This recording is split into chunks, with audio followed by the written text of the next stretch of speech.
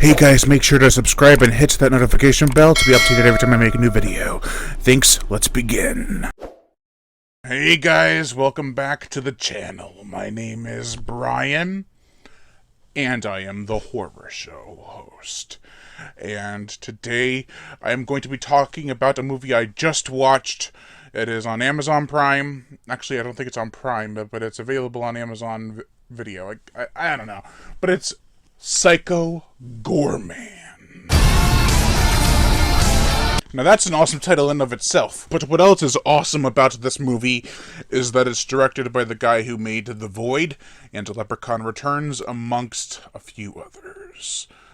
He loves his practical effects, so when you watch this movie, that's what you gotta go in expecting. Tons of goofy-looking practical effects. Not in terms of, like, presentation goofy-wise, but, like, in terms of actions. Which is kind of like presentation. Never mind. You have, these crazy, larger-than-life outfits. And they're awesome to look at. They're Power Ranger level tier design, for sure, for some of them. But, I loved this movie in terms of production and effects. The characters are okay. The humor is weird. It's something you gotta be kind of like in real life to really understand. Like, it's quirky humor, but it's really quirky.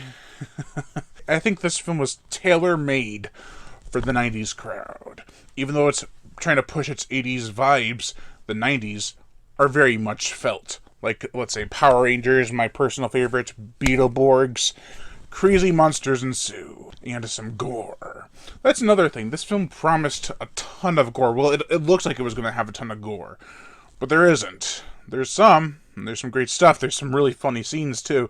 My favorite design of goriness being the cop turned melted ghoul. And he's always like, I love when he gives the girl a note and it just says, "Please kill me." Oh man, this movie is just ridiculous. It leaps out at you, like screaming at you, saying, look at me, I'm crazy and I'm weird."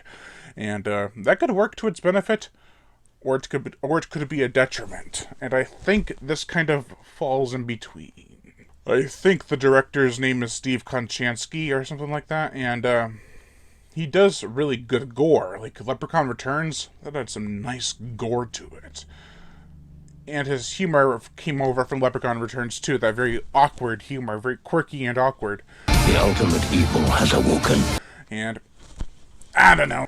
It works more here than in Leprechaun Returns, I feel. But, yeah. This film also has a great soundtrack, for the most part. Like, the theme song for Psycho Goreman is really catchy. And then we have a rap song, which was very popular in the 80s and 90s to have a rap song for your horror icon. Psycho Goreman. It's also kind of a selfish movie. Not the movie itself, but its characters. You have this little girl who wields the power to control Psycho Goreman. And she doesn't care who gets hurt along the way. People are killed, are turned into ghoulish monsters. Even their best friend, I think his name was Ariester or something, spoilers, gets turned into like a massive blobby brain. Before I forget, I have to mention that Psycho Goreman has his accomplices that's come to the planet to save him. And their designs are awesome. There's literally like one who's a big old witch with googly eyes, which I absolutely loved that. That was great. And then there's one that's basically a bucket of chum that spews blood everywhere. And there's a orc-type creature, chrome C-3PO mockery pirate guy, mock pirate guy, and there's one other one I can't really remember that well. It was like a weed one who had a rose for a heart, which was really cool. It's very inventive, very creative for sure. Yeah, that's all I can really say about Psycho Goreman without getting into spoilers. But, let's get into spoilers.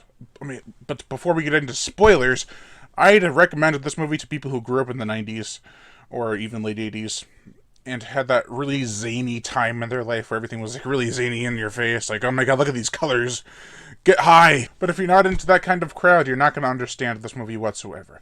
You're like, oh, those are some cool monster suits, but this movie's kind of weird. Anyways, let's finally get into spoilers. There is, like I said, and I gave a slight spoiler warning for that, their best friend turns into a brain, and their mom turns into this cyber creature, and she gets turned back, but their friend never does. He's gonna stay a brain for the rest of his life. And he seems to be okay with it.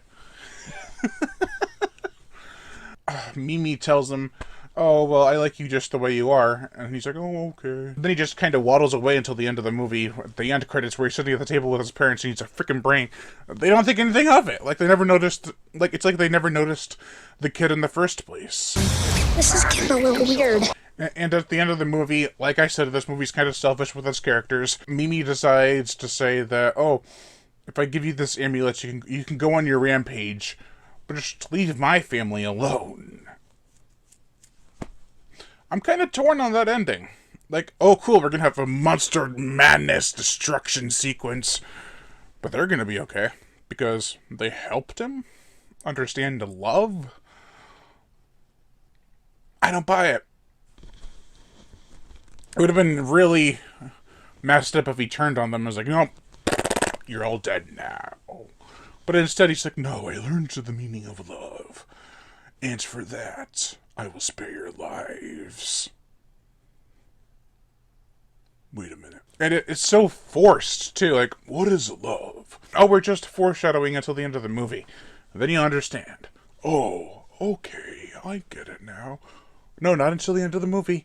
Oh, oopsie. I think this film needed a couple rewrites in terms of the humor and the characterizations, because I wanted to like Mimi, but even with her redemption arc, it's very hard to like Mimi. She's a weird kid. She's like one of the crazy kids that everyone should want to hang around with, who's like, I am in charge of everything, and everyone's going to listen to her. But they never establish her school life at all, not her personal life at all. It's besides her family having drama issues with, like, they're always fighting. But even that's not really elaborated on. Not enough to include it in the climax, which it's kind of came in the third act, and then was like, oh, let's just force that into the climax as well. And they play this game with a ball. I forget what they call it exactly, but it comes in as a part of the fight at the end. And I was like, they're not. I won't watch it if they are. This movie's so great. It's like, I love and I hate this movie for certain different reasons. Like, likable, hateable characters, enjoyable but tame practical effects in terms of design and gore. I don't know. It's a weird balance for a weird movie. It was nice meeting you. It would be nicer if you were dead. Alright, bye. So that's going to do it for this video, guys. Thank you all for watching, and I am Brian Gatto, the horror show host. Make sure to like, comment on, as well as share this video. Like my Facebook fan page and support me on Patreon, where even $1 a month will help keep this channel going on strong, and is greatly appreciated.